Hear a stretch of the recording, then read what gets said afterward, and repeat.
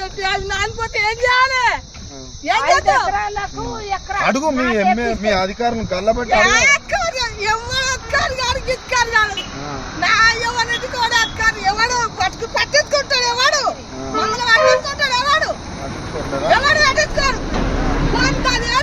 బాగుంది అన్నట్టుంటది. అంత ఇబ్బంది పెడుతున్నారు. కేసీఆర్ ఉన్నప్పుడు ఈ ఇబ్బందులు ఉండేనమ్మా?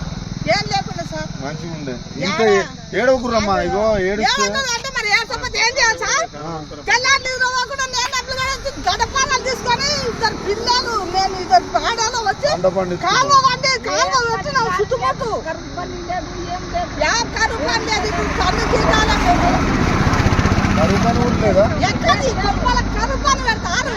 మా ఊరు పెద్దవాతలు పెట్టారు.